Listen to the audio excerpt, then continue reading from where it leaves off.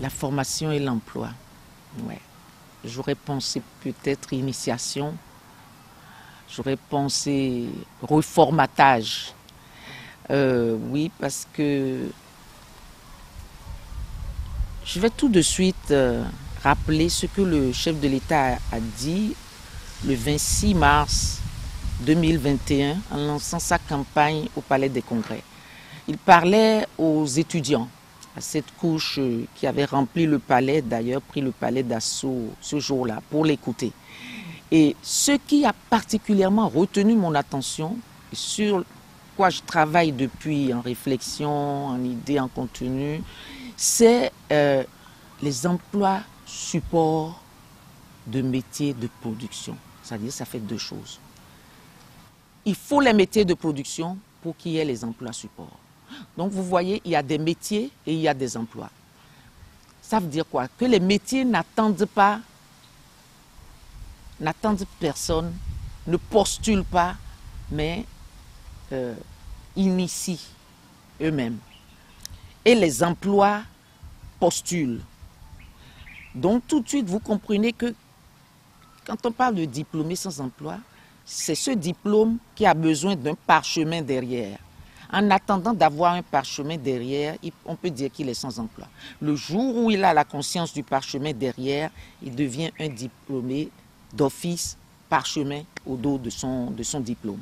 Et donc, je ne pense pas qu'il faille en faire vraiment un problème.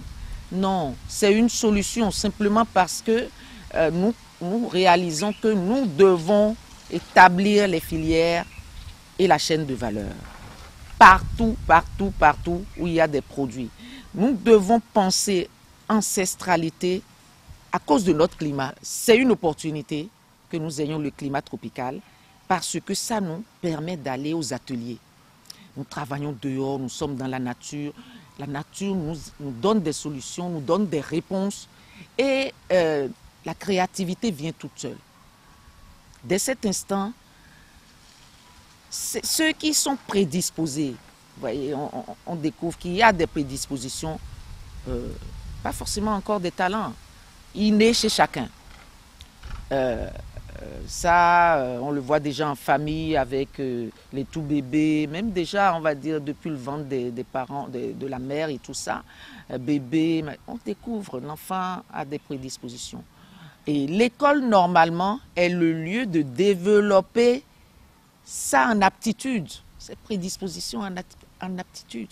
Parce que la pratique après, la pratique sociale, va pouvoir donc l'absorber.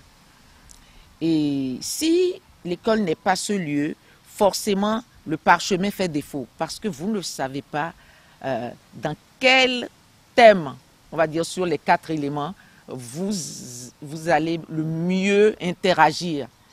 Parce que forcément, quand vous dites emploi, ça fait intervenir une tierce personne, ça fait intervenir le tiers confiance. Donc, vous êtes appelé à travailler avec d'autres. Vous ne travaillez pas toute seule en vous enfermant donc sous votre lit. Et encore, il faudrait que le menuisier ait fait ça ou que quelqu'un ait fait des murs pour que vous puissiez vous enfermer dedans, déjà, vous voyez. Donc, il est impossible de s'isoler.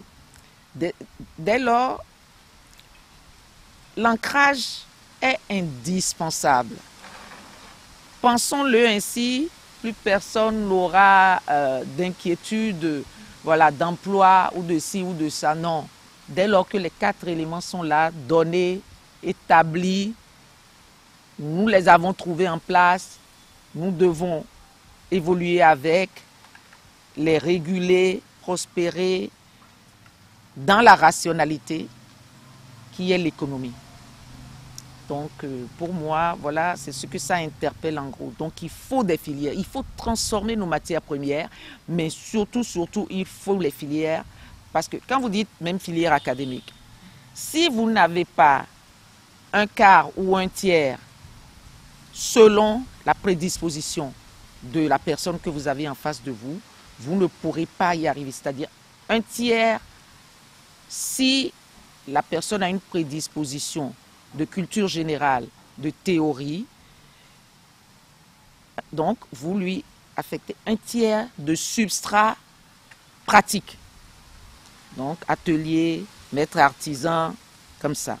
Si c'est un quart, c'est que la personne a une prédisposition des ateliers, c'est-à-dire maître artisan, atelier, métier.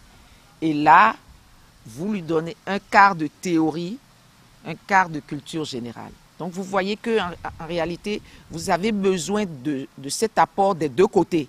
Ce n'est pas un seul côté. Et donc, le milieu qui enseigne doit en avoir conscience. Dès lors, quand vous transposez ça dans une filière de production, vous pouvez avoir tout de suite des gens qui ne sont jamais allés à l'école, qui ne parlent pas français, mais qui entrent dedans parce que dans la chaîne, ce magnon-là apporte une spécificité. Et vous lui apportez éventuellement le français ou l'anglais ou l'allemand ou tout ce que vous voulez, le chinois. Et surtout, vous lui apportez l'égyptien ancien, vous lui apportez les hiéroglyphes. Parce que quand vous parlez d'ancestralité, vous êtes obligé donc de vous référer à ça. Est-ce que l'entrepreneuriat garantit la réduction du taux de chômage? J'irai tout de suite sur la filière plutôt que l'entrepreneuriat pour sortir de l'égo-emploi et penser directement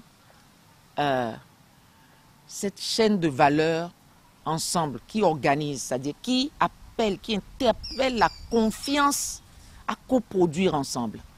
Donc du coup, vous voyez, vous sortez de l'entrepreneuriat individuel. Vous allez vers un groupement un peu, on va dire, d'intérêt économique. C'est-à-dire, celui-là sait faire ci, donc j'ai tout de suite besoin de lui pour ça. Et moi, bon, voilà. Donc, on met ensemble nos potentiels respectifs et puis on entre dans l'énergie, vous voyez, de l'ensemble. Comme les 4 éléments qui nous enseignent tout, qu'on a le devoir de réguler, nous sommes tenus d'aller sur la convergence. Parce que vous ne montez une marche supérieure que quand vous prenez en compte les autres. Vous voyez, donc voilà la logique. Ce n'est pas l'entrepreneuriat comme ça, mais voilà, c'est les élans d'ensemble. Parce qu'il y a toute une filière qui part des champs, du paysan au champ, qui passe par le transporteur déjà, le transformateur, le conditionnement, l'acheminement, la vente, la promotion, la publicité, tout ça. Le communicant, le communicateur. Vous voyez, il y a des rôles spécifiques dans la chaîne de valeur. Et ça démarre même plus tôt que le champ, parce que lui, quelle est la sélection adaptée au climat que vous lui proposez afin qu'il vous sorte un produit qui, au bout, est la qualité ISO, par exemple. Vous voyez, ça aussi c'est important. Ou bio, comme vous demanderez. Et tout ça, enfin, nourrit une vaste chaîne qui est la filière touristique, écotouristique, d'accueil ou d'exploration même, de découverte, d'autres exemples, pourquoi pas. Voilà donc le vaste champ qu'il faut explorer, qu'il faut cultiver. Voilà, je parlerai, le taux de chômage élevé n'est-il pas lié au système éducatif? Je ne parlerai même pas de chômage, vous voyez. C'est une absence d'organisation qui nous amène là. Quand nous regardons tout ce que nous consommons, qui est importé, nous comprenons que oui, le système éducatif importé, c'est importé avec ses problèmes. Quand vous avez des pérégrinations, vous voyez des nomades qui sont en quête de leur réponse, qui sont en quête d'une solution, ils viennent déposer leurs problèmes à vos pieds pour pouvoir continuer, pour pouvoir se recharger de votre réponse, de votre solution pour continuer la route. Et c'est à vous de vite transformer ces problèmes qui vous sont déposés et de transformer ça en journal. Vous accueillez les gens en vous disant forcément il y a un recyclage qu'il faut en faire pour la richesse. Les 3 R, réduire, réutiliser, recycler. On doit pouvoir recycler pour en sortir de la richesse. Voilà.